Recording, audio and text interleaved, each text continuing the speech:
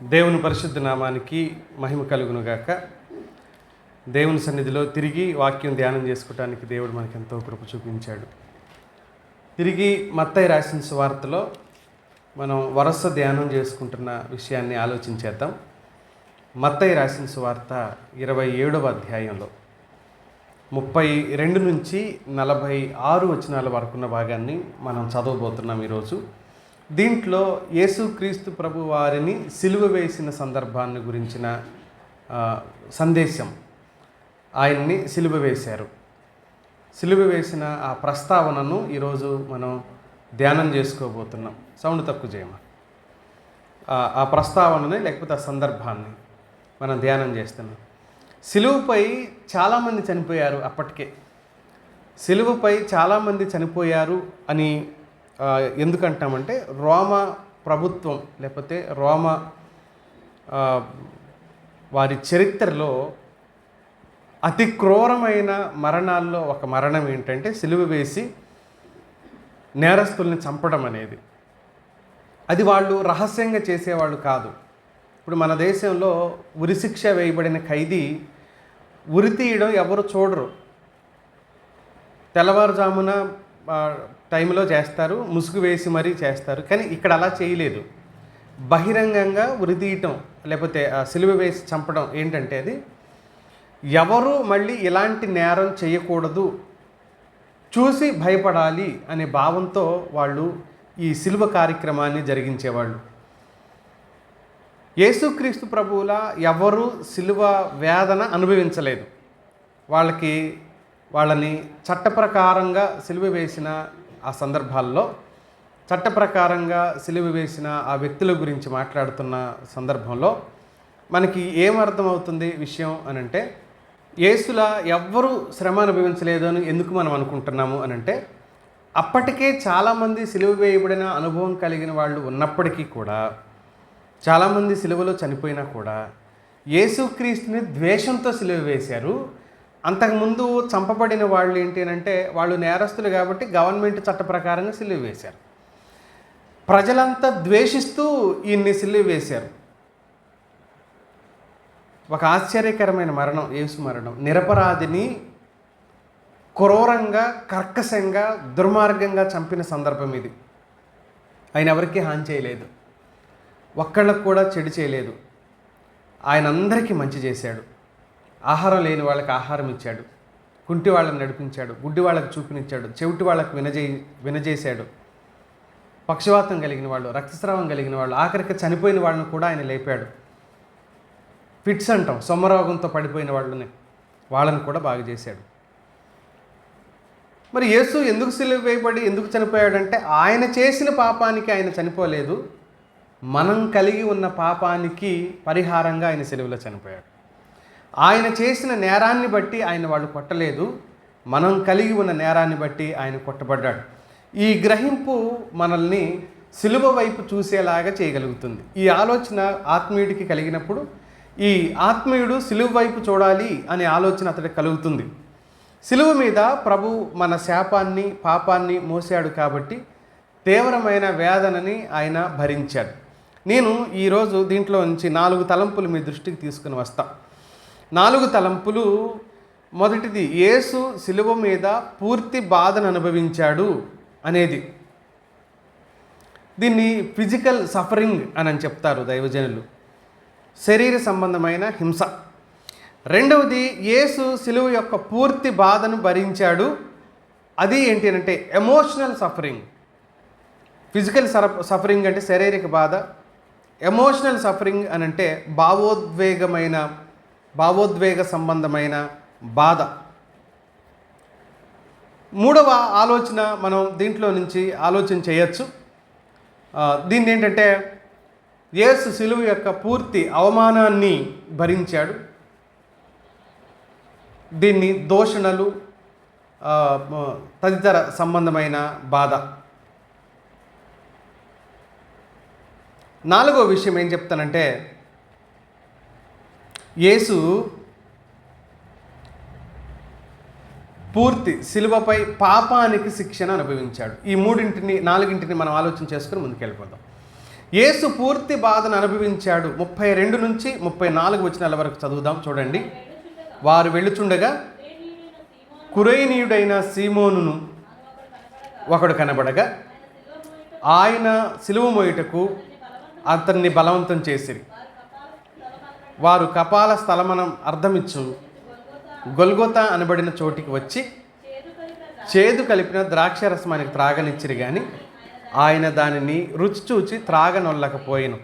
ప్రభువారు ఆ చేదు కలిపిన ద్రాక్షరసం 2 సార్లు ఇవ్వబడింది ఆయనకు. సిలువకు వెళ్ళక ముందు ఒకసారి ఇచ్చారు, సిలువకు వెళ్ళిన తర్వాత ఒకసారి ఆయనకు సిలువ మీద ఉండగా దప్పిగొనుచున్నాను అని చెప్పిన మాటకు వాళ్ళు స్పంజీ చిరకను అందించారు అనే మాటను మనం చదువుతాం. ఈ ప్రస్తావన శారీరక బాధను జ్ఞాపకం చేస్తూ ఉంది. ఈ ప్రస్తావనలో 2 తలంపులు జ్ఞాపకం చేస్తాను. 32వ వచనంలో అతను తన శక్తినంతా ఉపయోగించాడు కాబట్టి, ప్రభు తన పూర్తి శక్తిని అనుభవించాడు, భరించాడు కాబట్టి ఏం జరుగుతుంది అక్కడ అనంటే, సిలువ మోయలేక సొమ్మసిల్లిపోతున్నాడు ప్రభు. సొమ్మసిల్లిపోతున్న ఈ నేపథ్యంలో దారిని పోయే ఒక బాటసారిని పట్టుకున్నారు. కురేనీయుడు అంట ఆయన. బహుశా కురేనీయుడు అనే దాన్ని బట్టి మనం ఏం అర్థం చేసుకోగలుగుతామంటే, ఈజిప్ట్కి సంబంధించిన వ్యక్తిగా, ఏమంటారు, నల్లగా ఉంటారు చూడండి వాళ్ళు, ఆ జాతికి చెందిన వ్యక్తిగా భావించవచ్చు మనం ఆయన్ని. సరే, ఎవరైతే ఏంలే, అతన్ని తీసుకొని వచ్చారు. అతడు కూడా ఎక్కువసేపు మోయలేకపోయాడు, ప్రభువు మోసినట్లుగా కూడా మోయలేకపోయాడు. మరి ప్రభువు మోసే సిలువను అతడికి ఎందుకు వేశారు? చాలామంది మన భారాన్ని ఆయన మోసాడు అని చెప్పినప్పుడు, మన భారాన్ని యేసు ఒక్కడే మోయలేదు, కురేనీయుడైన సీమోను కూడా మోసాడు. యేసుని ఎలాగ మనం అభిమానించి ప్రేమించి నువ్వే మా దేవుడు, మా పాపాలు మోసేవంటున్నాము, సీమోను కూడా అనాలి. అంటే క్రీస్తు విరోధులు మాట్లాడుతున్నమాట. వాస్తవంగా ప్రభు తన పూర్తి శక్తి సామర్థ్యాలను ఉపయోగించాడు కనుక మోయలేని స్థితిలోకి ప్రభు వచ్చాడు. సొమ్మసిల్లిపోతున్నాడు కనుకనే ఆ సీమోను భుజాల మీద సైనికులు దుర్మార్గమైన బుద్ధితో, సీమోనే కాదు అక్కడ ఎవడుండా వాడి మీద మోపేవాళ్ళు, వాళ్ళు కఠినంగా ప్రవర్తిస్తున్నారు కాబట్టి ఆ కఠిన తత్వాన్ని ఆ వ్యక్తి మీద చూపించారు. దీన్ని బట్టి మనకేమర్థమవుతుంది అని అంటే, పూర్తి శక్తిని, పూర్తి సామర్థ్యాన్ని ప్రభువారు సిలువ మోయటానికి వినియోగించాడు అని మనం అర్థం చేసుకోవచ్చు. అసలు సైనికులు సీమోన్ని బలవంతం చేయడానికి గల కారణమే ప్రభు పూర్తి శక్తిని ఉపయోగించాడు కాబట్టే. ఆయన మోయగలిగే స్థితిలో ఉంటే అతన్ని ఎందుకు పిలిచేవాళ్ళు? ఆయన మోసే స్థితిలో ఉంటే అతను పిలిచేవాళ్లే కాదు. ఆ రోజు ఏం జరిగింది మనందరికీ తెలుసు. ఎప్పుడు పట్టుకున్నారు ప్రభువారిని? తోటలో. రాత్రి కాదు పట్టుకుంది. వాళ్ళు పాట పాడి ఒలీవ కొండకి వెళ్ళారు ఆ రాత్రి, పస్కా భుజించిన తర్వాత. ఆ రాత్రి పట్టుకున్నారు తోటలో. అక్కడి నుంచి ఈయన్ని తీర్పు కోసం తిప్పుతూ ఉన్నారు. అన్న దగ్గర నుంచి కైప దగ్గర నుంచి ఎక్కడికి? పిలాతు దగ్గర నుంచి హేరోదు దగ్గర నుంచి మళ్ళీ పిలాతు. ఇలా ఆయన్ని తిప్పుతూ వచ్చారు. ఒట్టికి తిప్పుతున్నారా? కొడుతున్నారు. అన్న దగ్గరే కొట్టడం ప్రారంభమైంది. నేరం రుజువు కాకముందే ఫస్టే ఆయన కొట్టడం ప్రారంభించారు. కొడుతున్నారు, తిడుతున్నారు, నెడుతున్నారు, కింద పడుతున్నారు. అసలు పట్టుకున్నప్పుడు ఎలా తీసుకొచ్చారు ఆయన్ను? మీకు జ్ఞాపకం ఉందా? ఈడ్చుకొని వచ్చారు ఆయన్ని. పట్టుకున్న తోట నుంచి వాళ్ళు ఈడ్చుకొని వచ్చారు ఆయన్ని. ఎంత సఫర్ అయిపోయాడు కదా ప్రభు అక్కడ, ఇంత ఇబ్బంది పడుతూ ఉన్నాడు కదా ప్రభు. సొమ్మసిల్లిపోయాడు, నీళ్లు లేవు, తిండి లేదు, ఏమీ లేదు, అలసిపోతున్నాడు. అలాంటి నేపథ్యంలో సైనికులు సీమోన్ని బలవంతం చేసి అతన్ని సిలువ మోసేలాగా చేశారు. 33-34 వచనాల సారాంశం. 2వ మాట జ్ఞాపకం చేస్తా. అతను నొప్పిని తగ్గించుకోవడానికి నిరాకరించాడు అని చెప్తున్నాను. నొప్పిని తగ్గించుకోవడానికి ప్రభు నిరాకరించాడు. ఏంటి 33-34 ఇప్పుడు మీరు చదివారు. చేదు కలిపిన ద్రాక్షారసం ఆయనకు త్రాగనిచ్చిరి, కానీ ఆయన దాన్ని రుచి త్రాగనొల్లకపోయిననే మాటను చదువుతున్నాం. రుచి చూచి త్రాగనొల్లకపోయాను. దెబ్బలు తట్టుకోవడానికి, దెబ్బలు భరించడానికి ముందుగానే ఇది తాగించి వాళ్ళు స్టార్ట్ చేస్తారు కొట్టడం. ముందుగానే ఇది తాగించి, ఇదేంటి ఏమన్నాడు? చేదు కలిపిన ద్రాక్షరసం, డ్రగ్డ్ వైన్ అంటాం. అంటే ఇప్పుడు మామూలుగా మందు, షాపుల్లో దొరికే మందు ఉంది కదా, అది తాగించుతారనమాట వాళ్ళకి. అది తాగిస్తే ఏమవుద్ది అని అంటే, మత్తుగా ఉంటాడు, తొందరగా ఈ దెబ్బలో వాడు తిరిగి వీళ్ళని తిడుతుంటారు సైనికుల్ని. ఎవరైతే సిలువ వేయబడుతున్న నేరస్తుడు ఉంటాడో బూతులు తిడతాడు ఒక రకంగా, ఎవరిని కొట్టేవాళ్ళని అరుస్తుంటాడు, కేకలు పెడుతుంటాడు. పిలాతు దగ్గర నుంచి హేరోదు వరకు తిడతారు. ఇక చచ్చేటప్పుడు అక్కస్సు కోపం అంతా వెళ్ళగక్కుతారు, బూతులు తిడతారు అనమాట. సైనికులకి పని తొందరగా జరగాలంటే దీన్ని ఎక్కువ తాగించి కొడతారు. ఆ కారణం చేత ప్రభువుని కూడా వీడు తిడతాడేమో తిరిగి మనం కొట్టేటప్పుడు అని చెప్పి రూల్ ప్రకారంగా, పద్ధతి ప్రకారంగా ఈయనకి ఆ వైన్ తాగించడానికి ప్రయత్నం చేశారు. అక్కడ ఏమని చదువుతున్నాం, దాన్ని రుచి చూచి త్రాగనొల్లకపోయిను. నీళ్ళేమో అనుకున్నట్టుగా చూడబోతే అది కాదు, అది చేదు కలిపిన ద్రాక్షరసం కనుక ఆయన తాగలేదు. ఎందుకంటే పూర్తి స్పృహతో మన పాపం తాలూకు బాధను ఆయన భరించాలనుకున్నాడు. పూర్తి స్పృహతో మత్తులో ఏదో జరిగిపోతుంది, అది తెలియకుండా ఉండేలాగా ఆయన దాన్ని చూడాలనో భరించాలనో అని అనుకోవట్లేదు. పూర్తి స్పృహతో దాన్ని ఓర్చుకోవాలనుకున్నాడు యేసుక్రీస్తు ప్రభువారు. అందుకనే ఆ ద్రాక్ష రసాన్ని త్రాగలేదు. ఓ రకంగా దీన్ని నొప్పి తగ్గించేది కూడా అని భావించేవాళ్ళు. అందుకనే సామెతల గ్రంథంలో చదువుతాం, చనిపోతున్న వారికి మద్యమును త్రాగనీయుడి అనే మాట. చనిపోతున్న వారికి మద్యం త్రాగనీయుడి అని అంటాడు. ఎందుకు అని అంటే బాధ తెలియకుండా చావాలి అని. కానీ ప్రభు మన బాధను భరించడానికి వచ్చాడు ఈ భూమి మీదకు. మన బాధను భరించడానికే ఆయన ఇష్టపడ్డాడు. చేదును నాకు ఆహారంగా పెట్టారు అని 69వ కీర్తనలో చదువుతాం చూడండి. 21వ వచనంలో చెప్పబడుతున్న ఈ మాట. 69వ కీర్తన, చేదును నాకు ఆహారముగా పెట్టిరి, నాకు దప్పి అయినప్పుడు చిరకను త్రాగని. ఇది రెండోది, రెండు కలిపి చెప్పాడు ఇక్కడ. మీరు ఇప్పుడు సిలువ గురించి చెప్తున్న ఈ సువార్తలో చెప్తున్న ఈ సందేశాలు ఏవైతే ఉన్నాయో మీరు చాలా జాగ్రత్తగా వినగలిగితే, మీకు ఒక టిప్ చెప్తున్నా వినండి. మీరు జాగ్రత్తగా వినగలిగితే బైబిల్ ఎలా చదవాలో మీకు అర్థమైంది. బైబిల్ ఎలా చదవాలో, చదవటం వేరు, అసలు ఎలా చదవాలో అర్థం అవ్వాలి అని అంటే ఇప్పుడు నేను సిలువ గురించి చెప్పి ఈ ధ్యానాల్లో దీన్ని ఎక్స్పోజిటరీ కామెంటరీ అంటారు. ఎక్స్పోజిటరీ అంటే అందులో ఉన్న విషయాన్ని, సారాంశాన్ని బయటికి తీసుకురావటాన్ని ఎక్స్పోజిటరీ. మనం బయటికి అక్కడికి ఇక్కడికి రెఫరెన్స్లు తీయకుండానే పాయింట్స్ చెప్తా ఉన్నాం. అవే రెఫరెన్స్లో మనం పాయింట్స్ చెప్పుకుంటూ వస్తున్నాం. దీన్ని ఎక్స్పోజిటరీ కామెంటరీ అంటారనమాట. ఈ పద్ధతి ఇప్పుడు నేను అనుసరించే పద్ధతి. గలతీ పత్రిక 2:20 మీరు చెప్తున్నాను చూడండి. అదేంటంటే టాపికల్ మెసేజ్ అంటారు దాన్ని. అంటే ఒక టాపిక్ తీసుకొని ఆ టాపిక్ మీదే మాట్లాడుతూ పాయింట్స్ ఇస్తున్నాం, దాన్ని టాపికల్ మెసేజ్ అంటారు. అది ఈజీగా ఉంటుంది, కానీ ఇది అర్థం చేసుకోవటానికి కష్టమవుద్ది. ఇది అంటే మనసు పెట్టలేము. రెండవది, దీన్ని ధ్యానం చేసి ప్రసంగించడానికి కష్టంగా ఉంటుంది. ఈ మెథడ్ అనమాట, ఈ పద్ధతి. దీన్ని ప్రతి వచనాన్ని ధ్యానం చేసేటప్పుడు, ప్యాసేజ్ని ఎక్స్పోజ్ చేసేటప్పుడు ఇలాంటి పద్ధతిని ఎన్నుకుంటారు బోధకులు. కనుక ఇది మనిషికి, అంటే విశ్వాసులకు మనకి అర్థమైందనుకోండి, దీన్ని అనుసరించే విధానం ఏంటంటే, ప్రసంగికులు ప్రసంగ విధానం ఎలా ఉంటుంది అంటే సెర్మనాలజీ అని ప్రసంగం చెప్పే విధానం, పద్ధతిని అనుసరిస్తూ ఉంటారు. అయితే ఇదేంటి అని అంటే బైబిల్ అధ్యయనం చేసే శాస్త్రం దీని మీద ఆధారపడి ఉంటుందన్నమాట. బైబిల్ని ఎలా చదవాలి అనేది ఒక శాస్త్రం. ఎలా పడితే అలా చదివితే అది శాస్త్రం అవ్వదు, అయిద్దా? సైన్స్కి ఒక పద్ధతి ఉంటుంది, ప్రతిదానికి ఒక పద్ధతి. మీరు అన్నం వండటానికి కూడా ఒక పద్ధతి ఉందా లేదా? ఎలాగైనా వండొచ్చా? కాదు. ఫస్ట్ బియ్యం పోసి లాస్ట్లో నీళ్ళు పోస్తామా? పద్ధతి అంటే పద్ధతే కదా. సేమ్ అలాగే బైబిల్ చదవటానికి కూడా పద్ధతి ఉంటుంది అనమాట. ఆ పద్ధతిని అనుసరించే మనం దీన్ని ధ్యానం చేస్తున్నాం. కనుక మీరు జాగ్రత్తగా వింటే, ఈ సందేశాలను మనసు పెట్టి వింటే, మనం దేన్ని టచ్ చేస్తున్నామో దాంట్లో ఏ పాయింట్ని రేజ్ చేస్తున్నామో ఒక రిఫరెన్స్ చదివి మీరు మనసు పెట్టి వింటే బైబిల్ చదవటం తెలిసేది. ఫస్ట్ చదవటం ఈజీ అని అనుకోకండి. సరే, విషయానికి వస్తున్నాను నేను. చేదును నాకు ఆహారంగా పెట్టాడు అని కీర్తనలో దైవజనుడు చెప్పిన ఈ సందర్భాన్ని జ్ఞాపకం చేశారు. ఈ శారీరక బాధ ఆయన్ని కొట్టారు అన్న మాటను మనం 67, 68 వచనాల్లో కూడా చదువుతాం. ఒకసారి చూడండి, 26వ అధ్యాయం 67, 68 వచనాలు. మత్తయి సువార్త 26వ అధ్యాయం 67, 68 వచనాలు.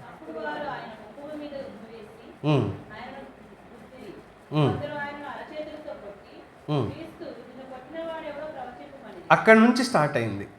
ఈయన కొట్టడం, ముఖం మీద ఉమ్ము వేయటం, అవమానపరచటం. ఇప్పుడు 27వ అధ్యాయానికి రండి, 30 వచనంలో ఉమ్ము వేయటం. ఆ పైన ఆ, ముళ్ళ కిరీటం తల మీద గుచ్చారు అని మనం చదువుతాం. ఇవన్నీ కూడా శారీరక బాధ. రెండో విషయాన్ని జ్ఞాపకం చేస్తాను నేను. 35 నుంచి 38 వచనాల్లో ఉన్న సందర్భాన్ని. దీన్ని ఏమంటారంటే సిలువ పూర్తి బాధను అనుభవించాడు. ఇదేంటంటే ఎమోషనల్ సఫరింగ్ అంటాం. ఉద్వేగభరితం, ఉద్రేకపూరితం, మనసుకు సంబంధించింది ఇది. ఈ ఎమోషనల్ సఫరింగ్ అంటాం దీన్ని. ఎందుకు ఎమోషనల్ సఫరింగ్ అన్నాం? చదవండి, అక్కడ ఉంటుంది. అక్కడ వారు ఆయనను సిలువ వేసిన పిమ్మట చదవమా. ఆయన వస్త్రములు పంచుకున్నారు.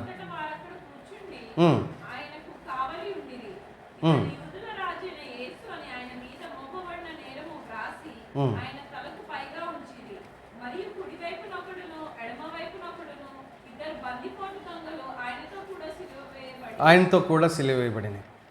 ఇందాక నేను చెప్పటం అది స్కిప్ చేసా. ఒక మాట ఏంటంటే ప్రసంగం చెప్పే విధానాన్ని ఏమంటారంటే హొమిలిటిక్స్ అంటారు. హొమిలిటిక్స్, ప్రసంగం చెప్పే పద్ధతిని, ఆ సబ్జెక్ట్ పేరు హొమిలిటిక్స్ అంటారు. అలాగే బైబిల్ చదివే విధానాన్ని, అధ్యయనం చేసే విధానాన్ని అంటే హెర్మెనెటిక్స్ అంటారు అన్నమాట. ఇప్పుడు నేను అనుసరించే విధానం ఏంటంటే నా హొమిలిటిక్స్ని హెర్మెనెటిక్స్ ప్రకారంగా చేస్తా ఉన్నాను. అంటే ఎలా చదవాలి అనే అధ్యయనాన్ని హెర్మెనెటిక్స్ అంటారు. అందుకని బైబిల్ కాలేజీల్లో, పెద్ద పెద్ద కాలేజీల్లో చెప్తారు. మన దగ్గర కూడా సబ్జెక్ట్ లేదనుకుంటాను బహుశా. జాగ్రత్తగా వింటే మనం వ్యక్తిగత అధ్యయనం ఎలా చేయాలి అనేది అర్థమవుతుంది. నేను చేసిన అధ్యయనం మీకు అర్థమైపోతుంది. నేను దేని గురించి ఎలా చేశాను అధ్యయనం అనేది మీరు చూసి సేమ్ మళ్ళీ దాన్ని అంత చక్కగా అద్భుతంగా అధ్యయనం చేసే అవకాశం కలుగుతుంది అన్నమాట. సరే, ఉద్వేగభరితమైన బాధ. నేను దీన్ని భాగాలు చేసింది ఏంటంటే హెర్మెనెటిక్స్ అనుసరించే భాగాలు చేస్తాం. ఇందాక ఏమని చెప్పాను? ఆ 3 వచనాలకి శారీరక సంబంధమైన బాధ అని అన్నాం, ఫిజికల్ సఫరింగ్ అని అన్నాం. ఇది ఎమోషనల్ సఫరింగ్ అని అంటున్నాం. ఎక్కడి నుంచి? 35వ వచనం నుంచి 38వ వచనం వరకు. ఏమని ఎమోషనల్గా ఉద్వేగభరితం ఏమైంది అక్కడ అని అంటే ఆయన మానసిక వేదనకు ఆయన గురి చేశారు. అంతకుముందు కొట్టారు, రకరకాలుగా హింసించారు, తలలో ముళ్ళు గుచ్చుకున్నాయి, ఒళ్ళంతా చిరిగిపోయింది. ఒళ్ళంతా చిరిగిపోయిన దానికి నేను ఒక రిఫరెన్స్ చూపించాలనుకున్నా, నేను అది మీకు చూపించలేకపోయా. 129వ కీర్తన 3వ వచనం చూడండి. 129వ కీర్తన 3వ వచనం. దున్నువారు నా వీపు మీద దున్నిరి, వారు చాళ్లను ఎలా చేశారు? పొడుగుగా చేసిరి. దున్నువారు నా వీపు మీద దున్నారు. నాగటి చాళ్లలాగా పొలంలో రైతు దున్నినట్టుగా ప్రభువారి దేహాన్ని వాళ్ళు ఏం చేశారంటే దున్నారు అని చెప్తుంది దేవుని వాక్యం. మళ్ళొకసారి ఆ సందర్భానికి, మొదటి పాయింట్కి సంబంధించి యెషయా గ్రంథం 50వ అధ్యాయం 6వ వచనంలో ఉన్న మాట చూద్దాం.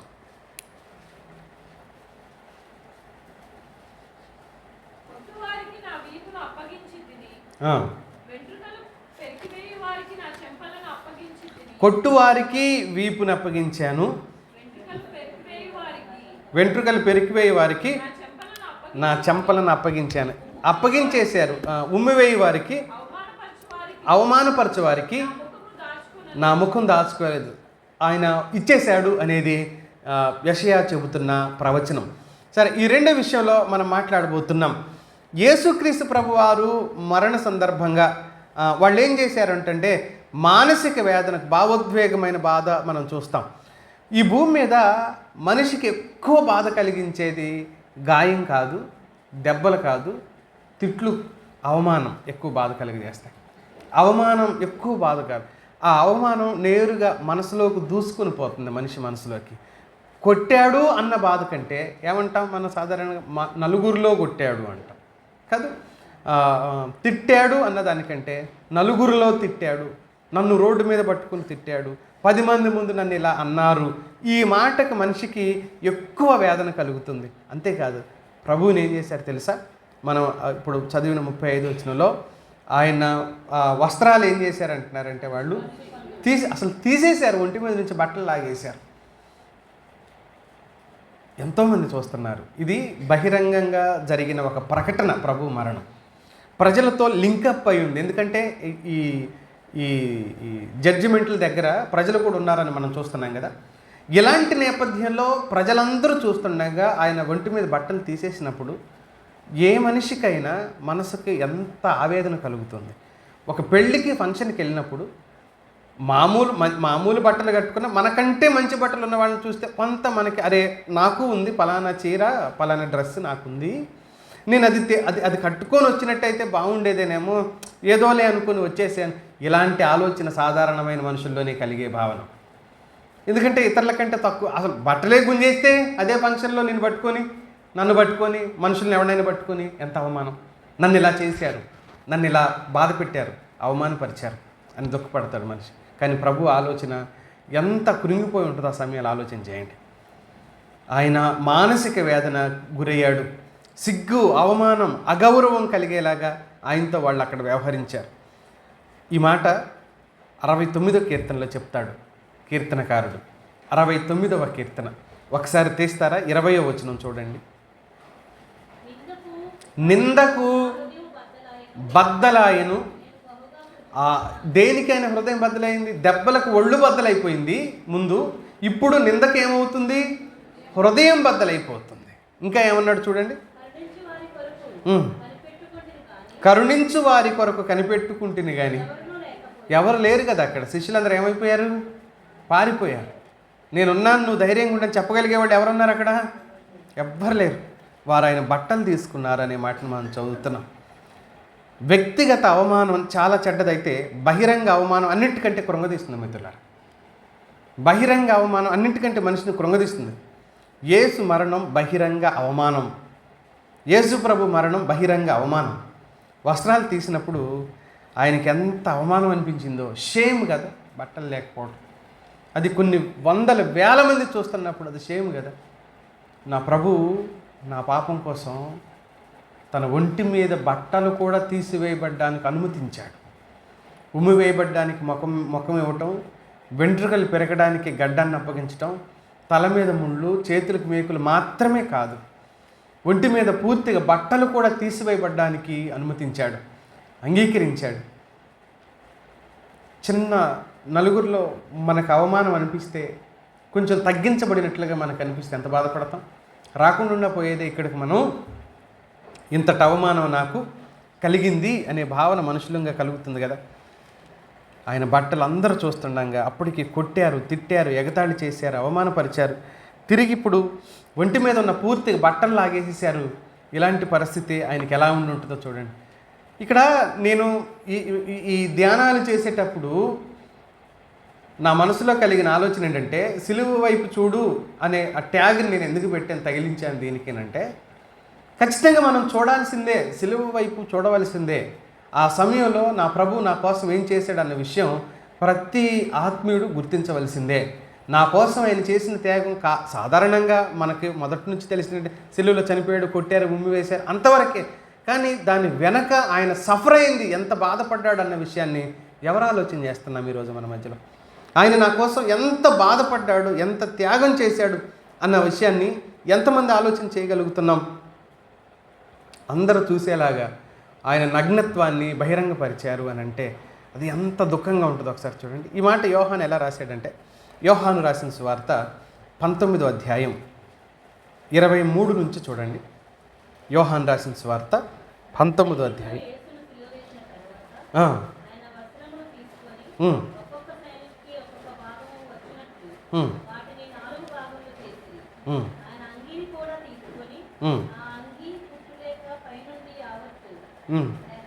అంటే నిలువుగా వేసుకున్న అంగీ తీశారు, ఇంకా వేరే బట్టలు కూడా ఉన్నాయి అన్నాడు. ఏం బట్టలు ఉంటాయి?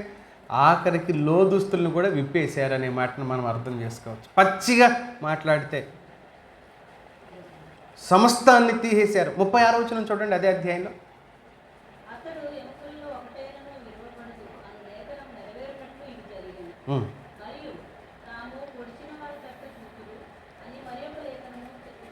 అది తర్వాత విషయంలో జరగబోతున్న విషయం, అది అక్కర్లేదు. 25 కదా నేను చెప్పింది, 25 వరకు. 25 చదివారా ఇప్పుడు?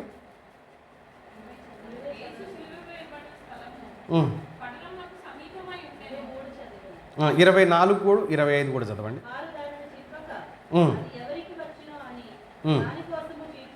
దానికోసం ఆయన అంగీ కోసం చీట్లు వేశారు.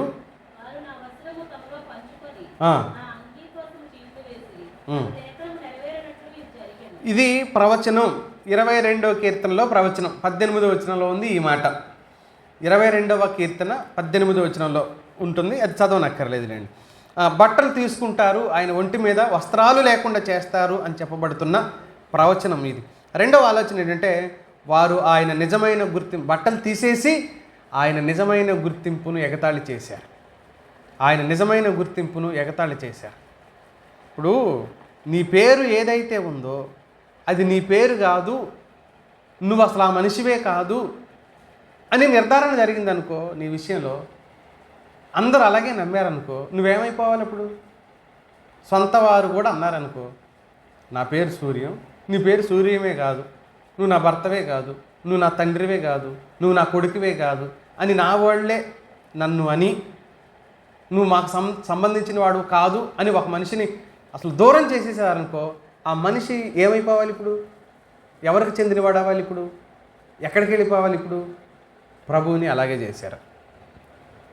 37వ వచనం చూడండి ఒకసారి, ఏమన్నారు అక్కడ? ప్రభువుని అలాగే చేశారు. చదవండి. ఇతడు యూదుల రాజు అయిన యేసు అని ఆయన మీద మోపబడిన నేరము వ్రాసి, అది అంట నేరం అంట. ఆయన మీద మోపబడిన నేరం ఏంటి? చివరికి సిలువ వేయబడే టైంకి డిక్లేర్ చేసింది ఒకటే నేరం చేశారు. ఏమని? ఆ నేరం పేరేంటి? యూదుల రాజు అని. అది పిలాతు బోర్డు రాసి ఎవరినైతే చంపుతారో సిలువ వేసి వాళ్ళకి ఏం చేస్తారంటే ఒక పలక లాంటి బోర్డు తయారు చేస్తారు. ఆ బోర్డు మీద అతడు చేసిన నేరం రాస్తారు. దాన్ని వాడి మెడలో తగిలిస్తారు. దాన్ని వాడి మెడలో తగిలించి సిలువ నిలువు కర్ర ఒకటి, అడ్డు కర్ర ఒకటి ఉంది కదా, ఆ అడ్డు కర్రనే మోసుకెళ్తారు. వాస్తవానికి యేసు మోసింది అడ్డు కర్ర ఒక్కటే అయ్యి ఉండాలి. మనకు పూర్తి క్లారిటీ బైబిల్ ఇవ్వలేదు కాబట్టి. సాధారణంగా సిలువ అనగానే అది ఆ కొయ్యను మోసుకెళ్ళినట్టుగా మన సినిమాల్లో చూస్తూ ఉంటాం కాబట్టి ఈ భావన మనలో కలుగుతుంది. కానీ హిస్టరీ అలా చెప్పదు. చరిత్ర అయితే యేసే కాదు, ఎవరైనా కూడా పూర్తి సిలువను మోసే అవకాశం కూడా లేదు. అంత దాన్ని మొయ్యలేనేరు. చాలా పెద్ద మొరాన్లు అవి, కొయ్యలు అవి, పైకి ఎత్తుగా ఉండేలాగా చేస్తారు వాటిని, కిందకి ఏమి ఉండవు అవి. కనుక ఆ కొయ్య మొయ్యలేరు.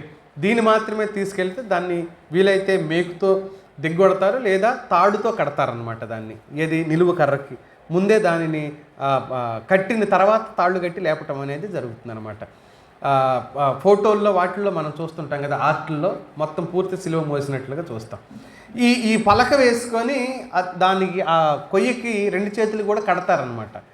తుడుచుకోవటం కానీ మాట్లాడుకోవటానికి కానీ కుదరదు. పడిపోయినప్పుడు తాళ్ళు ఊడిపోతాయి తప్ప ఆ తాళ్ళకి చేతుల్ని కట్టి భుజాల మీద వేస్తారు. అలా మోసుకుంటూ వెళ్ళిపోతారన్నమాట. అడ్డుకర్ర ఒక్కటే, ఆ కొయ్యను మాత్రం తీసుకెళ్తూ ఉంటారు. ఇక్కడ ఏమంటున్నారు? యూదుల రాజు అని చెప్పుకున్నాడు కాబట్టి ఇదే ఇతడు చేసిన నేరం అని అతడు. అది నిజమా అబద్ధమా? యూదుల రాజు అనేది యేసుక్రీస్తు ప్రభు నిజమేగా. ఒక నిజాన్ని అబద్ధం అని ఆ నేరాన్ని ఆయన మీద వేశారనుకోండి, అదిగో రాజు అన్నాడంటే నేను రాజునే, నువ్వన్నట్టే అన్నాడు కదా పిలాతుతో. అదే నేరం అని చెప్పి సిలువ వేశారు. ఇప్పుడు సిలువ వేయడంలో గల అక్కడ జడ్జిమెంట్ ఏంటి అంటే యూదుల రాజు అని చెప్పుకున్నాడు కాబట్టి సిలువ వేసి చంపుతున్నాము అని. మరి కాదా అంటే అవును. అందుకనే నా నోట్స్ బుక్లో నేను ఏం రాసుకున్నానంటే వారు ఆయన నిజమైన గుర్తింపుని ఎగతాళి చేశారు. నిజమైన గుర్తింపుని ఎగతాళి చేశారు. ఇప్పుడు నా నిజమైన గుర్తింపు, నా పేరు ఏదైతుందో నువ్వు కాదు అని అంటే నాకు ఎంత అవమానంగా ఉంటుంది. ఒక సాధారణమైన మనిషిని గుర్తింపు కాదు అని అంటే బాధపడతామని అని చెప్తున్నామే. ఆయన ఎందుకోసం వచ్చాడో ఆ ఉద్దేశం నెరవేర్పులో భాగంగానే ఆయన ఎవరనే విషయాన్ని నువ్వు అలా అన్నావు కాబట్టి నిన్ను చంపుతాం అని అన్నారు. నేను నిజమేనండి, నేను యూదుల రాజుని అని చెప్తున్నాడు, నువ్వు ఆ మాట అన్నందుకే నేను చంపుతాం అని అన్నారు. ఇది చాలా అవమానకరమైన దుఃఖకరమైన స్థితి యేసుక్రీస్తు ప్రభువారి జీవితంలో జరిగిన స్థితి. ఈ పలక ఇదంతా ఎందుకు రాస్తారంటే ఎవడైనా మళ్ళీ నేను యూదుల రాజును అని ఎవడైనా మళ్ళీ అన్నాడనుకో, ఆ సాహసం చేసాడనుకో, వాడికి కూడా రేపు ఇదే గతి పట్టిద్ది అని చెప్పడానికి ఆ పలక వేయటానికి గల కారణం అది. ఏ పాపంతో వీడు చనిపోతున్నాడో ప్రజలకు తెలియాలి, మళ్ళీ ఆ పాపం ప్రజల్లో ఎవడో కూడా చేయటానికి ధైర్యం చేయకూడదు. అందుకని యేసుక్రీస్తు ప్రభు వారి విషయంలో వారు చేసిన ఈ ప్రక్రియను మనం చూస్తాం మిత్రులారా. సీజర్ స్థానాన్ని, అదే కైసర్ అని ఉంటుంది మన తెలుగు బైబిల్లో, కైసరు స్థానాన్ని ఎవడు కోరతాడో వాడికి ఇది హెచ్చరిక. యూదుల రాజును ఎవడొచ్చినా కూడా వాడికి ఇదే గతి పడుతుంది. ఆయన నిజమైన గుర్తింపుని వాళ్ళు అపహాస్యం చేశారు. ఆ మాట అన్నందుకు ఆయన చంపుతున్నామంటే నిజంగా ఆయన అదే, ఆయన యూదుల రాజే. వాళ్ళు యాక్సెప్ట్ చేయలేదు, వాళ్ళు దాన్ని అంగీకరించలేదనే మాటను మనం చదువుతాం. 38వ వచనంలో మాట, వారు ఆయన్ని ఇద్దరు దొంగల మధ్య సిలువ వేశారు. ఇంకా దుఃఖకరమైనది ఏంటి అంటే, ఆయన పరిశుద్ధుడు, నీతిమంతుడు, కానీ ఎలాంటి దొంగలని చదువుతున్నాం మనం? వాళ్ళు బందిపోటు దొంగలు, ప్రజలను దోచుకున్నారు. ప్రభువు దోచుకున్నాడా ఎవరినైనా? ఈయన పెట్టాడు, ఆహారం పెట్టాడు, ఆరోగ్యాన్ని ఇచ్చాడు, అన్ని రకాలుగా ఎలా బ్రతకాలో, ఎలా జీవించాలో జీవనం గురించి చెప్పాడు, జీవన విధానం గురించి చెప్పాడు, సామాజిక విలువల గురించి నేర్పించాడు, బోధించాడు. గౌరవం అంటే ఏంటి, దేవుడితో ఎలా ఉండాలి, మనుషులతో ఎలా ఉండాలి బోధించాడు. తోటి సహోదరులతో ఎలాంటి సత్సంబంధాలు కలిగి ఉండాలో, తల్లిదండ్రులతో ఎలా ఉండాలో, తల్లిదండ్రులు పిల్లలతో ఎలా ఉండాలో ఆయన బోధించాడు. పిల్లల గురించి చెప్పలేదా? మీరు మీ పిల్లలకి మంచి జీవులను ఇవ్వాలనుకుంటారని పిల్లల గురించి చెప్పలేదా? ఇలాంటి వారిదే పరలోక రాజ్యం అని పిల్లల గురించి చెప్పలేదా? నీ తల్లిని తండ్రిని సన్మానించమని పిల్లలకి చెప్పలేదా? వృద్ధుల ఎడలు ఎలా ఉండాలో చెప్పలేదా? ఇల్లు ఎలా ఉండాలో చెప్పలేదా? ఓడ్చడం గురించి, శుభ్రంగా ఉండటం గురించి ఆయన చెప్పిన ఉపమానాలన్నీ. అంటే సామాజిక విలువలు కూడా ప్రభువు నేర్పించాడు. కేవలం ఆధ్యాత్మిక విలువ ఒకటే కదా ఆయన నేర్పించాడు. కానీ ఆయన ఏ దృష్టితో చూశారు అంటే, ఇతడు కూడా ఒక ద్రోహి, బందిపోటు దొంగ, అంటే ఒక కేటగిరీలో చేర్చారనమాట ఈయన కూడా. ఇప్పుడు జైల్లో ఉండే వాళ్ళందరూ ఒక రకమైన దొంగతనం చేసిన వాళ్ళు కాదు కదా. ఎవరి లిస్టు వాడిది. వీడేమో టెర్రరిస్ట్, వీడేమో నక్సలైట్ అని, వీడేమో దోపిడీ దొంగ, వీడు హత్య చేశాడు, వీడు మానభంగం చేశాడు, వీడు ఇంకొకటి చేశాడు, వీడు ఇంకొకటి చేశాడు. ఈయన ఏం చేసి ఏ లెక్కలోకి చేర్చారు? ఈయన యేసుక్రీస్తు ప్రభుని బందిపోటు దొంగల లెక్కలో చేర్చాడు. ఎక్కడ దోచుకున్నాడు ఈయన? ఎవరిని దోచుకున్నాడు ఈయన? అయితే అవమానపరచడం ఇది ఒక భాగం అనమాట. ఈయనకి విలువ ఇవ్వలేదని చెప్పడం కోసం ఇదొక అర్థం అనమాట. 38వ వచనంలో చదువుతున్నాం, బందిపోటు దొంగల మధ్యలో ఆయన్ను సిలువ వేశారు. ఆయన సహవాసం ఎవరితో అన్నట్టుగా వాళ్ళు చూపించడానికి ప్రయత్నం చేశారంటే ప్రజలతో తప్పుడు ఆరోపణ. ఎంతటి తప్పుడు ఆరోపణ? ఈయన దొంగల్లో ఒకడు అన్నట్టుగా, ఈయన దొంగల్లో ఒకడు అన్నట్టుగా చేశారు. మూడో మాట జ్ఞాపకం చేస్తాను నేను. 39 నుంచి 44 వరకు, అంటే చివరి వరకు ఉన్న విషయాన్ని మనం ఆలోచన చేయబోతాం. దీంట్లో చదువుదాం. ఆ మార్గమున వెళుచుండిన వారు తలలూపుచు దేవాలయమును పడగొట్టి 3 దినములలో కట్టువాడా, నిన్ను నీవే రక్షించుకొనుము, నీవు దేవుని కుమారుడు అయితే సిలువ మీద నుండి దిగుమని చెప్పుచు ఆయనను దూషించిరి. అలాగే శాస్త్రులను, పెద్దలను, ప్రధాన యాజకులను కూడా ఆయనను అపహసించుచు, వీడు ఇతరులను రక్షించెను, తన్ను తానే రక్షించుకొనలేడు, ఇశ్రాయేలు రాజు కదా, ఇప్పుడు సిలువ మీద నుండి దిగిన ఎడల వాణ్ణి నమ్ముదుమని, వాడు దేవుని యందు విశ్వాసం ఉంచెను, నేను దేవుని కుమారుడని చెప్పాను కనుక ఆయనకిష్టుడైతే ఆయన ఇప్పుడు తప్పించినని చెప్పిరి. ఆయనతో కూడా సిలువ వేయబడిన బందిపోటు దొంగలను అలాగే ఆయనను నిందించిరి అనే మాటను మనం చదువుతాం. నిందలు వేశారు అనే మాటను మనం చదువు. ఈ మూడో మాట, లాస్ట్ మాట మనం ఏమి ఆలోచన చేయొచ్చు అని అంటే, దూషణ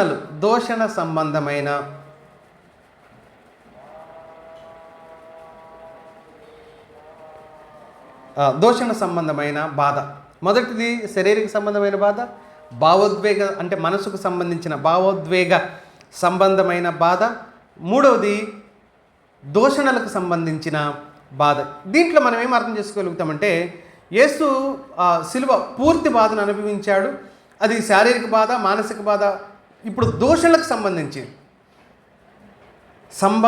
సంబంధమైన వేదన అనుకోండి. సంబంధమైన వేదన ఏంటి? ఈయన్ని దేనితోనూ ముడిపెట్టి, ఈయనకు సంబంధం లేని విషయాలతో ఈయన్ని ముడిపెట్టి నేరస్తుని చేయటం. అందుకని నేను దీన్ని సంబంధమైన వేదన లేకపోతే బాధ అని అనుకోండి. మనిషికి శారీరక మానసిక వేదనలు భరించలేనివి అయితే మిత్రులారా, స్నేహితులు దూరం అయిపోతే మరి స్నేహితులు సంబంధం లేనట్టుగా యోబు బాధపడతారు చూడండి. ఏమంటాడు ఆయన? నా స్నేహితులకు నేను దూరస్తుడిగా మారిపోయాను, నా తల్లి కుమారులు నాకు దూరంగా నిలబడుతున్నారు, నా ఇంట్లో పనివాళ్ళు నన్ను చూడడమే లేదు. ఓ దైవజనుడు మాట్లాడుతూ ఇలా అంటాడు, నా ఇంట్లో పనివాళ్ళు పనిచేసి సార్ అనేవాళ్ళు కాస్త ఇప్పుడంట దేకటం లేదు, మన భాషలో సరిగ్గా వాడుకలో మాట్లాడుకుంటే కన్నెత్తి చూడడం లేదంట ఈయన రోడ్డు మీద పోతున్నప్పుడు, కంటితో కూడా చూడలేదంట. అయిపోయింది, అంత అయిపోయింది ఈయన బ్రతుకు అన్నట్టుగా. అప్పుడు కలిగే బాధ ఎలా ఉంటుంది చూడండి. మనం ఇతరులకు మేలు చేసిన వాడు కష్టం ఉన్నప్పుడు కనీసం పరామర్శించిన వాడు ఏమి ఇవ్వకపోయినా పరామర్శించిన మనకు ఒక ధైర్యం, భరోసా, మనసుకు ప్రశాంతత కలుగుతుంది. అదే చూసి చూడనట్టు పక్క నుంచి వెళ్ళిపోతే ఎలా ఉంటుంది మనకు? ఎంత బాధ అనిపించింది అనమాట. ప్రభువుకి అలాంటి బాధే. స్నేహితులందరూ దూరం అయిపోయి సహకారం అందించలేని పరిస్థితిలో ఈ స్థితి అనుభవించటం, అదే సమయంలో శత్రువులు ఎగతాళి చేయటం ఆయనకు చాలా బాధ కలిగించింది మిత్రులారా. ఆయనకి ఎంతటి బాధ కలిగించింది అంటే దీంట్లో నుంచి మనం మూడు తలంపులు మీ దృష్టికి తీసుకుని వస్తా. మొదటిది ఏంటంటే ఆయన్ని ఎవరెవరు దూషించారు అన్నదానికి మనం 3 ఆలోచనలు చెప్పుకోవచ్చు. మార్గాన వెళుతున్నవారు అన్నాడు 39-40 వచనాల్లో. మార్గాన వెళుతున్నవారు, యేసు మరణం బహిరంగమైనందువల్ల ఇది బహిరంగంగా ఆ తీర్పుల దగ్గరికి తిరుగుతున్న కారణం చేత అందరూ చూశారు. అందుకని ప్రజలంతా తరలి గుంపులుగా వచ్చారు అక్కడ. ఆ దారిని వెళుతున్న వాళ్ళు అంటున్నారంటే ఏమని, దేవాలయాన్ని పడగొట్టి 3 రోజుల్లో కడతానన్నాడు వీడు అని పిలిచి మరీ మాట్లాడుతున్నారు, తలలూపుతున్నారు. సరేలే అని పిలిచి అంటున్నారంట. దేవాలయమును పడగొట్టి 3 దినములలో కట్టువాడా అని పిలిచారంట. ఆయన పేరేంటి? వాళ్ళు ఏమని పిలిచారు? దేవాలయమును పడగొట్టి 3 దినాల్లో కట్టువాడా అని పిలిచారంట. ఆయన దేవాలయాన్ని పడగొట్టి 3 దినాల్లో నేను కడతా అన్నాడా ఎక్కడైనా? నేను దేవాలయాన్ని పడగొట్టి 3 దినాల్లో కడతా అని అన్నాడా? అనుమానంగా ఉంది. అన్నాడు కదండి అన్నట్టు పెట్టారేంటి? అసలు ఏమన్నాడు? అలా అనలేదు అంటున్నా, అందుకంటున్నాను. మీరు అది ట్రిగర్ చేయట్లా, అందుకనే అన్నాడా అని అన్నాను. అన్నాడు. ఏమన్నాడు? వాళ్ళు అన్నమాట అనలేదు. అసలు ఆయన అన్నది ఏంటో చూడండి. యోహాను సువార్త 2:19లో మీరు ఈ దేవాలయమును 2:19 చూడండి. ఎవరితో అంటున్నాడు? అక్కడున్న పరిసయ్యులు పెద్దలు వాళ్ళందరితో వాళ్ళని అంటున్నాడు. మీరు ఈ దేవాలయమును పడగొట్టండి, లేపేది ఎవరు అంటున్నాడు? నేను లేపుతా అంటున్నాడు. కానీ వాళ్ళు ఏమన్నారు? ఆయనే పడగొట్టి లేపుతానన్నాడని చెప్తున్నారు. అబద్ధం కాదు వాళ్ళు మాట్లాడింది. ఇప్పుడు మనకు కూడా ఒక డౌట్ వచ్చేసింది, అరే అన్నాడు కదండి అని. వీళ్ళన్నమాట అనలేదు ప్రభువారు. మీరు పడగొడితే నేను కడతా అన్నాడు. ఆ తర్వాత మనకు తెలుసు అక్కడ ఏముందో. అదే దేవాలయం అని, ఆయన శరీరం అనే దేవాలయం. అది కూడా నేనే పడగొట్టుకొని నేనే కడతాను అని అనలేదు ఆయన. మీరు పడగొడితే నేను లేపుతానని చెప్పాడు. కానీ వాళ్ళు ఏమని పిలిచారు ఇక్కడ? ఇదిగో దేవాలయం పడగొట్టి 3 దినాల్లో కడతానన్నవాడా? అసలు ఆయన అన్నదేంటి? పైగా అదొక పేరులాగా పిలుస్తున్నారు ఆయన్ని. మనం కూరగాయలకు పోతుంటే కూరగాయల అబ్బాయి అన్నట్టు వాడి పేరేంటి? వృత్తిని బట్టి పిలిచాం పోనీ. ఇప్పుడు దేవాలయాన్ని పడగొడతానని అన్నాడా? ఎవరన్నా విన్నారా? నేను పడగొడతానన్న పదం ఉంది అసలు బైబిల్లో? ఆయన అన్న పదం అది కాదు కదా. కానీ దాన్ని తిప్పారు. మార్గాన పోతున్న వాళ్ళకి ఏం తెలియదు, ఎవరో చెప్తే విన్నారు. దారిని పోతున్న వాళ్ళు మాట్లాడుతున్న మాట ఇది ఒక నిరాధారమైన ఆరోపణ, ఆధారం లేని ఆరోపణ చేశారు. ఆధారం లేని ఆరోపణ చేశారు ప్రభువుని. రెండవ ఆరోపణ చూడండి. నువ్వు దేవుని కుమారుడు అయితే సిలువ మీద నుండి దిగిరా అని అంటున్నారంట. ఏమంటున్నాడు? దేవుని కుమారుడైతే సిలువ మీద నుంచి దిగు. దేవుని కుమారుడైతే సిలువ మీద నుంచి దిగు. ఇది సైతాను మాట. 4వ అధ్యాయంలో అన్నాడు కదా మత్తయి సువార్తలో ఏమన్నాడు? నువ్వు దేవుని కుమారుడు అయితే, మళ్ళీ 4వ వచనం 4:4లో ఉంటుంది మత్తయి సువార్త.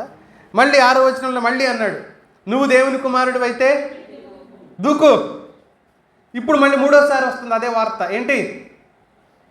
నువ్వు దేవుని కుమారుడు అయితే సిలువ మీద నుంచి దూకు. అంటే ఈ 3 సార్లు ఆయన దేవుని కుమారుడు కాదా? మరి దేవుని కుమారుడే. ఇప్పుడు ఆయన నిరూపించుకోవాలన్నా? నిరూపించుకుంటే ఎంత గందరగోళం జరిగేది? సిలువ వేసేవాళ్ళ కాదు కదా.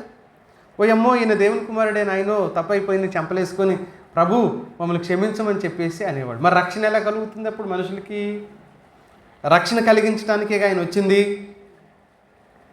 వారు ఆయన ఏ మాటలైతే అంటున్నాడో ఆ మాటలను బట్టే ఇప్పుడు ఎవరెవరయ్యారు?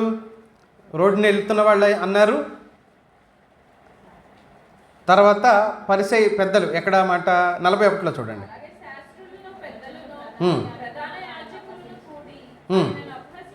రెండవ బ్యాచ్ ప్రధాన యాజకులంట, పెద్దలంట. వీళ్ళు అపహాసం చేశారు. ఏమని అపహాస్యం? వీడు ఇతరులను రక్షించను. ఎంత అపహాస్యం చూడండి. ఇతరులను రక్షించాడు, అది మాత్రం నిజమే, వాళ్ళు కూడా ఒప్పుకుంటున్నారు. కానీ తనను తాను రక్షించుకోలేదు. ఆయన ఎవరో రాధా మనోహర్ దాస్ అని తిరుగుతూ ఉంటాడు చూడండి, ఆ ఫోన్లో మీరు చూసుంటాడు. ఆయన కూడా 3 మేకులు కొడితే 3 మేకులు పీక్కోలేనోడు మనల్ని రక్షిస్తాడు, ఆయనే వాడు కొత్త మాట అన్నాడు. అది కొత్తగా కనిపెట్టాడు ఆయన. ఇక్కడ అన్నదే కదా ఇది. మరి ఆయన రక్షించుకోలేడా? గలడు కదా, కానీ అందుకొచ్చాడా? అనేకుల కొరకు నా ప్రాణాన్ని ఇస్తున్నాను అని ఆయన బైబిల్ చెప్తే అదిగో రక్షించుకోలేదు అని. ఇప్పుడు ఈయన ఇంత కొట్టి చంపారు. ఎవరిని? యేసుక్రీస్తు ప్రభువారిని ఘోరంగా కొట్టారు కదా, అవమానపరిచారు. అన్ని రకాల దాడులు ఆయన మీద జరిగినాయి. చనిపోయాడు. ఒకవేళ నేను చెప్పనులే, ఒకవేళ మనం మళ్ళీ ఉల్టా తిరిగి ఇంకో మీ దేవుడు ఒక్కొక్కడు ఎట్లా చనిపోయారు వాళ్ళు కూడా, ఈయన మళ్ళీ తిరిగి లేచాడు. వాళ్ళు లేగల, సరే లేకపోయారు, ఎట్లా చచ్చిపోయారు వరుసగా. ఒకడికి ఎవడో పిట్టకి బాణం వేస్తే అది గురిదేపాడు, తిరిగి వచ్చి ఒకడికి బొటనేళ్ళు దిగిరింది. బొటనేలికి మేగుచ్చుకుంటే చచ్చిపోతారా? ఆయన అక్కడే చచ్చిపోతాడు బొటనేలికి మేగుచ్చుకుంటే. మరి ఈయన బొటనేలికి గుచ్చుకుంటేనే అది బాణం కదా, బాణం గుచ్చుకుంటేనే చచ్చిపోయినోడు దేవుడు అన్నాడు అనుకు. వీళ్ళు పోయి మళ్ళీ గొడవ, అరే ఎవరే నీ అమ్మ నీ అక్క. మళ్ళీ జవాబులు ఉండవు. అవతల నుంచి వచ్చేది ఏంటి? వాళ్ళు ప్రశ్న అడుగుతారు, మన ప్రశ్న జవాబు చెప్పి మళ్ళీ తిరిగి ప్రశ్న. ఇప్పుడు కొలత ఎలాగుంటుందంటే, మీ ఇంటికి నా ఇల్లు ఎంత దూరం ఉంటుందో నా ఇంటికి మీ ఇల్లు అంతే దూరంగా. మళ్ళీ నువ్వు నన్ను ప్రశ్న అడిగావు, నేను జవాబు చెప్పి మళ్ళీ తిరిగి ప్రశ్న అడుగుతాం అనమాట. నువ్వు కెలుక్కున్నావు అనుకో, తిరిగి అదే అడుగుతాం మళ్ళీ. మరి పలానోడు ఎలాగ చనిపోయాడని మనం అన్నాం అనుకో, నీ అమ్మ నీ అక్క అని మొదలు పెడతారు. అమ్మ మా అమ్మ అక్క అంటున్నాడు వీడు, మళ్ళీ మనం ఏమనాలి? మళ్ళీ అయ్యే అనాలి మనం. ఆ తర్వాత మనకెందుకు? నోరు మూసుకుంటాం అనమాట. ఇక అది అయిపోయిందిగా దులుపుకుంటారు. మళ్ళీ అదే ప్రశ్న, మళ్ళీ మొదటి నుంచి. ఈ బాణం ఎక్కడ గుచ్చుకుందిరా? బొటనవేలు గుచ్చుకుంటే ఎక్కడ చచ్చిపో. అయినా వాడు కూడా ఏమనుకోని బాణం వేసాడంట, బొటనవేలంట పిట్టలాగా కనపడిందంట. ఎవడు బొటనవేలు పిట్టలాగా కనపడిద్దా? మీరు రాసుకున్నదే మీ పుస్తకంలో. మళ్ళీ తిరిగి ప్రశ్నించామనుకో, ఆయన రక్తం అంతా కారిపోయింది అని చదువుతున్నాం. ఏ గాయం తగిన రక్తం పోకూడదని కట్లు కడతాం. ఎందుకని? రక్తం పోతే సెన్స్ కదా, రక్తం పోతే ఏమైపోద్దని మనందరికీ తెలుసు, ప్రాణం పోతుందని తెలుసు. ఇప్పుడు ఆయనకి రక్తం అంతా కారిపోయిందని బైబిల్ చెప్తున్నాగా, 3 మేకులతో చచ్చిపోయాడని బైబిల్ చెప్పిందా? నేను రక్తం కార్చడానికి వచ్చాను, రక్తం అంతా. మనోళ్ళు చాలా చక్కగా ప్రార్థన చేస్తారు, చివరి రక్తపు బొట్టు వరకు కార్చేసావు, ఏం ఉంచుకోలేదు నువ్వు అని బైబిల్ అలాగే చెబుతుంది కదా. అందుకని ఆయన చనిపోయాడు. వీళ్ళు అంటున్నారు దిగిరా. ఇది రాధా మనోహర్ దాస్ లాంటి వాళ్ళు, హేతువాదులు లాంటి వాళ్ళు అనే ప్రశ్న కొత్త ప్రశ్న కాదు. ఆ రోజు పరిసయ్యులు అన్న ప్రశ్న ఇది. నువ్వు నిజంగా దేవుని కుమారుడివి అయితే దిగిరా, అప్పుడు నమ్ముతావనంటే, ఇప్పుడు నువ్వు నమ్మకపోతే ఏమైంది? ఆయనకి ఎంత తక్కువ అయింది? ఏ వైపు నుంచి తక్కువ వచ్చింది ఆయనకి? ఇప్పుడు అక్కడ నిలబడ్డ వాళ్ళు నమ్మితేనే ఆయన దేవుడు అవుతాడా? మీరు ఇప్పుడు ప్రజలందరూ కలిసి చేస్తే ఒకడు నాయకుడు అవుతాడు, కానీ ప్రజలందరూ కలిసి చేస్తే దేవుడు అవుతాడా ఒకడు? ఇప్పుడు వీళ్ళు అలాగే ఉంది, మేమందరం నిన్ను దేవుని చేస్తాం దిగొస్తే అని. ఇప్పుడు ఈయన దిగి రాకపోతే మేము నిన్ను దేవుని చెయ్యం అన్నట్టు అక్కడ పరిసయ్యులు మాట్లాడేది. దేవుడు కూడా కాదంట, దేవుని కుమారుడని నమ్ముతాం దిగొస్తే, లేకపోతే నమ్మం. బైబిల్ ఏం చెప్తుంది? నమ్మితే రక్షణ, నమ్మకపోతే నరకం. ఇప్పుడు ఆప్షన్ ఎవరి చేతిలో ఉంది? దేవుడి చేతిలో లేదు, అది మన చేతుల్లో ఉంది. మన చేతుల్లో ఉంది. నమ్మితే రక్షణ, నమ్మకపోతే శిక్ష అని చెప్పాడు. ఇప్పుడు వీళ్ళు ఏమంటారు? మేము నమ్మాలంటే నువ్వు దిగొచ్చిన తర్వాత నమ్మినా ప్రయోజనం లేదు. ప్రయోజనం ఇప్పుడు సిలువ వేయబడిన యేసుని నమ్మితే ఏం ప్రయోజనం? పునరుద్ధానుడు కాని యేసుని నమ్మితే ఏం ప్రయోజనం? చాలామంది యేసులు ఉన్నారు అప్పటికే. యేసు అని పేరు పెట్టబడిన వాళ్ళు, పిలువబడిన, అది సాధారణమైన పేరు వాళ్ళకు. యెహోషువ అసలు పేరు, ఆ పేరు రూపాంతరం మారటం యెహోషువ. యెహోషువ ఉన్నాడా బైబిల్లో? యెహోషువ గ్రంథమే ఉంది. ఆ పేరు మళ్ళీ ఇంకొంచెం మాడిఫై అయింది కాలక్రమంలో. హోషియాగా మారింది. హోషియా లేదా జోషియా అని మారింది. ఆ తర్వాత జీసస్గా మారింది. యెషూవ, యెహోషువ, హోషియా, యెషూవ అయింది ఆ పేరు. అదే పేరు. పేరుకు గొప్ప ఏం కాదు, ఎవరికుందో ఆయన గొప్ప. ఆ పేరు ఎవరు కలిగి ఉన్నాడో ఆయన గొప్ప. వీళ్ళు అంటున్నారు నువ్వు దిగితే నమ్ముతాం, దిగిన వాడిని నమ్మినా ప్రయోజనం లేదని చెప్తుంది వాక్యం. చెప్తుందా? దిగిన వాడిని నమ్మితే ఏం ప్రయోజనం? ఆయన ఏం చేస్తాడు? ఏం చేయలేడు. ఆయన వల్ల ఏమీ కాదు. కనుక ప్రియమైన స్నేహితులారా, మనం అర్థం చేసుకోవాల్సింది సందర్భం ఏంటి అని అంటే, ఆయన మనల్ని రక్షించాలి కాబట్టి సిలువలో చనిపోవలసిన పరిస్థితి ఆయనకు కలిగింది. ఇది నిజం. కానీ దిగి వస్తే ఆయన రక్షించలేడు. 4వ మాట నేను చెప్పేసి 3వది ఉంది ఇందులో. ఏంటంటే దొంగలు కూడా 44వ వచనంలో దొంగలు కూడా దూషించారు. మార్గాన పోతున్న వారికి చులకనైపోయాడు ఆయన. ఆ తర్వాత పరిసయ్యులు దూషించారు.